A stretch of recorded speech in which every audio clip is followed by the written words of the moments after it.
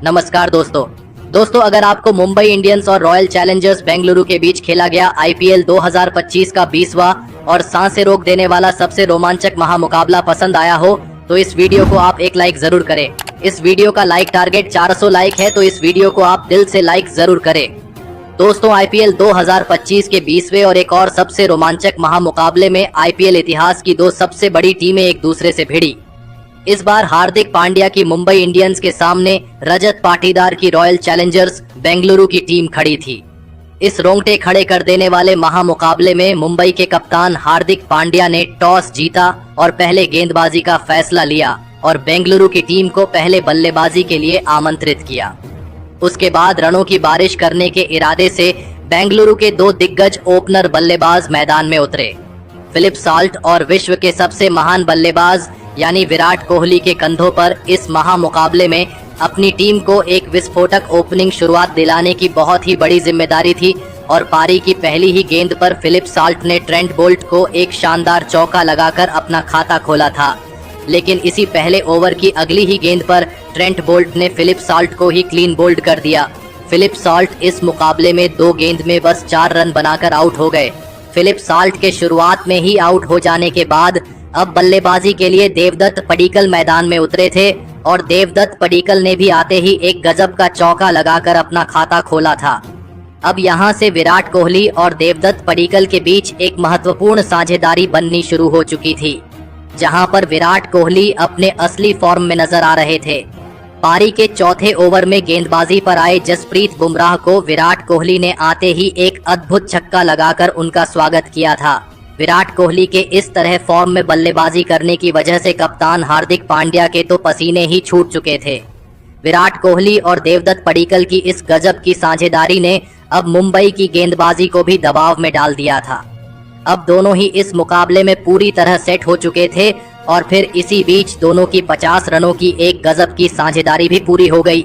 अब बेंगलुरु के यह दोनों ही बल्लेबाज मुंबई की गेंदबाजी पर पूरी तरह हावी दिख रहे थे और फिर पारी के छठे ओवर में तो देवदत्त पडिक्कल ने दीपक चहर को लगातार 2 छक्के और एक शानदार चौका लगा दिया था। बेंगलुरु की यह साझेदारी अब लगातार मजबूत होती जा रही थी। मुंबई की गेंदबाजी की मुश्किलें खत्म होने का नाम ही नहीं ले रही थीं और फिर इसी बीच पारी के 9वें ओवर में एक गजब का छक्का लगाते हुए विराट कोहली ने अपना इस मुकाबले का एक ताबड़तोड़ अर्धशतक पूरा कर लिया। लेकिन विराट कोहली के अर्धशतक के पूरा होते ही दूसरे छोर पर बल्लेबाजी कर रहे देवदत्त पडिक्कल को विघ्नेश पुथुर ने विल जैक्स के हाथों कैच आउट कर दिया। देवदत्त पडिक्कल इस मुकाबले में 22 गेंद में 37 रन बनाकर आउट हो गए। विघ्नेश पुथुर ने बेंगलुरु की एक खतरनाक साझेदारी को तोड़कर मुंबई की टीम की इस मुकाबले में अब वापसी करवाई थी। अब बल्लेबाजी के लिए बेंगलुरु के कप्तान खुद रजत पाटीदार आए थे, लेकिन कप्तान रजत पाटीदार ने भी आते ही ज्यादा वक्त न लेते हुए बेंगलुरु की रणगति को धीमा पड़ने ही नहीं दिया और सेट हो चुके विराट कोहली के साथ मिलकर फिर एक बार एक और साझेदारी अपनी टीम के लिए बनाना शुरू कर दिया। कप्तान रजत पाटीदार भी इस मुकाबले में शानदार फॉर्म में नजर आ रहे थे। कप्तान रजत पाटीदार ने मिचेल सेंटनर को अपना निशाना बनाया और उनकी गेंदबाजी पर लगातार बड़े शॉट खेले। विराट कोहली एक छोर पर अब मुंबई के लिए एक बड़ा खतरा बनकर बल्लेबाजी कर रहे थे। दोनों ने मिलकर अब अपनी टीम को 143 रनों पर पहुंचा दिया था। लेकिन तभी गेंदबाजी पर आए मुंबई के कप्तान हार्दिक पांड्या ने सेट हो चुके और गजब की बल्लेबाजी कर रहे विराट कोहली को नमन धीर के हाथों कैच आउट कर दिया। विराट कोहली इस मुकाबले में 42 गेंदों में 67 रनों की एक शानदार पारी खेलकर आउट हो गए। विराट कोहली का यह बहुत ही बड़ा विकेट निकालकर मुंबई के कप्तान हार्दिक पांड्या ने अपनी टीम की इस मुकाबले में वापसी करवाई थी। अब बल्लेबाजी के लिए लियम लिविंगस्टन को भेजा गया था, लेकिन लियम लिविंगस्टन को भी कप्तान हार्दिक पांड्या ने ज्यादा देर तक मैदान में टिकने नहीं दिया और लियम लिविंगस्टन को हार्दिक पांड्या ने जसप्रीत बुमराह के हाथों कैच आउट कर दिया। लियम लिविंगस्टन इस मुकाबले में अपना खाता भी नहीं खोल पाए। हार्दिक पांड्या के इस ओवर ने पूरा मुकाबला ही पलट दिया था। पल भर में दबाव अब बेंगलुरु की बल्लेबाजी पर दिखने लगा था। अब मैदान पर जितेश शर्मा आए थे, लेकिन एक छोर पर सेट हो चुके बेंगलुरु के कप्तान रजत पाटीदार ने अपनी धमाकेदार बल्लेबाजी जारी रखी और फिर आया मैच का 17वां ओवर और यहां से मैच ने फिर एक बार करवट बदली, जहां पर कप्तान हार्दिक पांड्या की गेंदबाजी पर जितेश शर्मा और खास करके कप्तान रजत पाटीदार ने ऐसी लाजवाब बल्लेबाजी करके दिखाई जिसने सभी के होश उड़ा दिए। हार्दिक पांड्या के इस ओवर में रजत पाटीदार ने 2 गजब के छक्के लगा दिए और इस ओवर में कप्तान रजत पाटीदार ने अपना लाजवाब अर्धशतक भी पूरा कर लिया।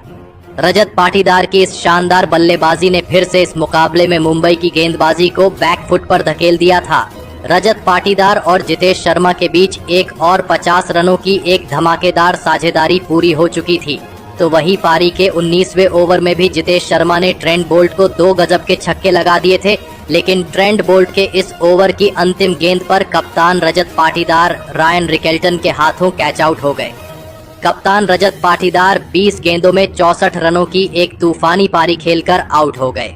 अब अंतिम ओवर में जितेश शर्मा का साथ निभाने के लिए टीम डेविड मैदान में उतरे थे, लेकिन इस पारी के अंतिम ओवर में भी जितेश शर्मा ने गजब की बल्लेबाजी करके दिखाई और फिर इसी शानदार बल्लेबाजी के बदौलत बेंगलुरु की टीम ने 221 रनों का एक सबसे बड़ा लक्ष्य मुंबई की टीम के आगे रखा।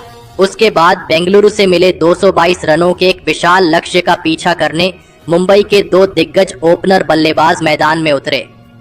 रोहित शर्मा और रायन रिकेल्टन के कंधों पर इस महामुकाबले में अपनी टीम को एक विस्फोटक ओपनिंग शुरुआत दिलाने की बहुत ही बड़ी जिम्मेदारी थी और मैदान में उतरते ही मुंबई के इन 2 धमाकेदार बल्लेबाजों ने बेंगलुरु की गेंदबाजी पर बड़े शॉट खेलना शुरू कर दिया। पारी के पहले ही ओवर में भुवनेश्वर कुमार को एक गजब का छक्का लगाकर रोहित शर्मा ने अपना खाता खोला था, तो वही दूसरे ओवर में भी लगातार 2 चौके रोहित शर्मा ने यश दयाल को लगा दिए थे, लेकिन इसी ओवर की चौथी गेंद पर यश दयाल ने रोहित शर्मा को ही क्लीन बोल्ड कर दिया। रोहित शर्मा इस मुकाबले में 9 गेंद में 17 रन बनाकर आउट हो गए।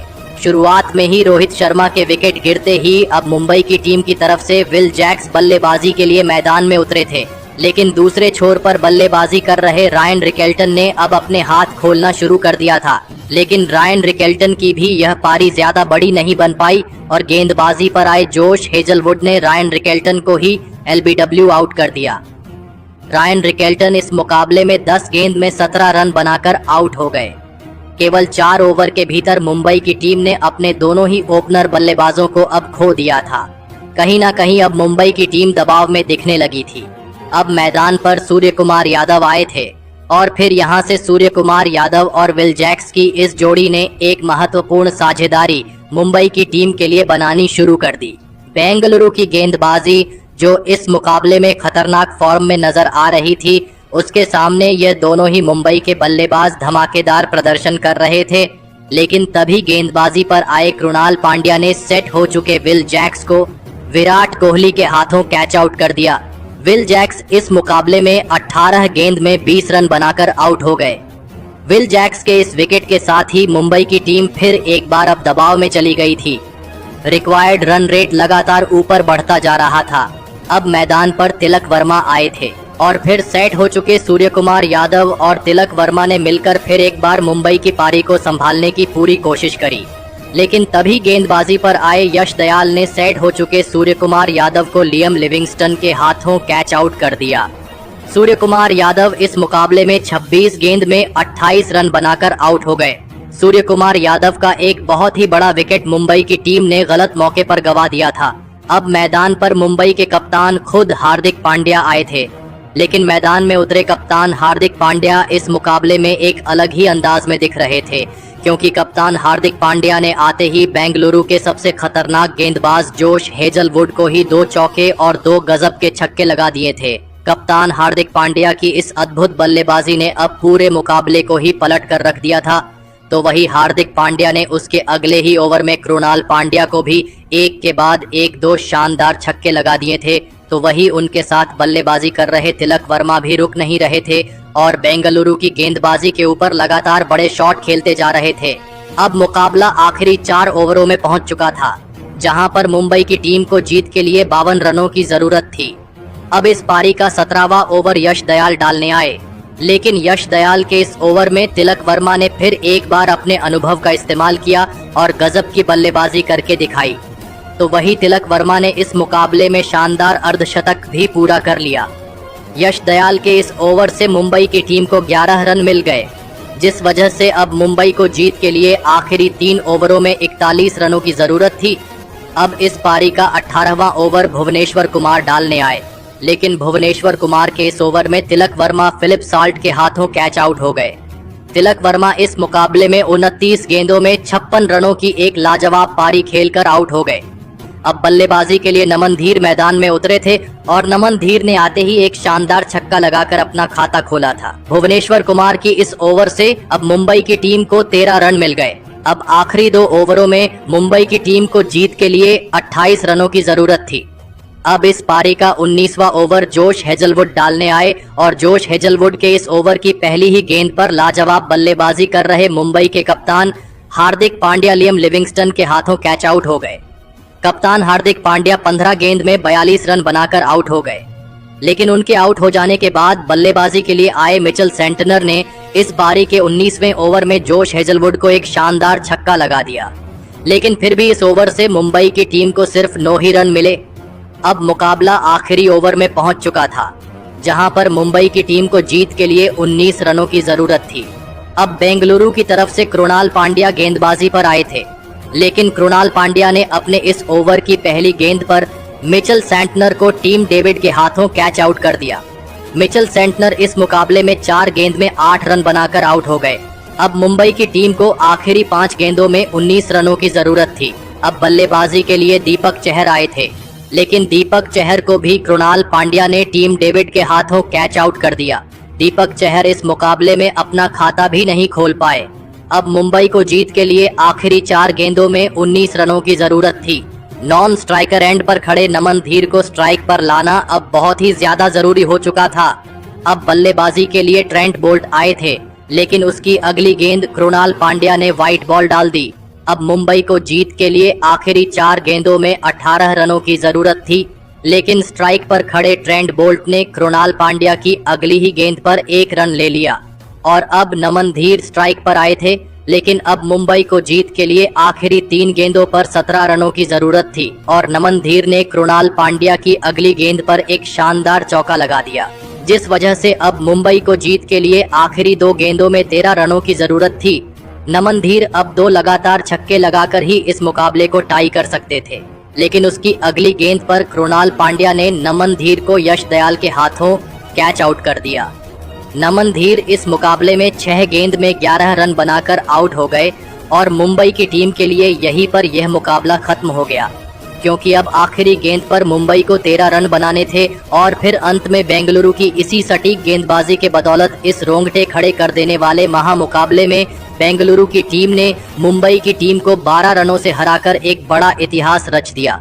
दोस्तों, इस आखिरी ओवर तक चले रोमांचक मुकाबले में बेंगलुरु की गेंदबाजी ने मुंबई की लाजवाब बल्लेबाजी के सामने गजब का प्रदर्शन करके दिखाया, लेकिन इसके बावजूद बेंगलुरु के इस महामुकाबले में उनके जीत के असली हीरो साबित हुए उनके सबसे खतरनाक ऑलराउंडर यानी कृणाल पांड्या, जिन्होंने इस मुकाबले में ऐसी अविश्वसनीय गेंदबाजी करके दिखाई जिसने मुंबई जैसी बल्लेबाजी वाली टीम को तक ध्वस्त कर दिया।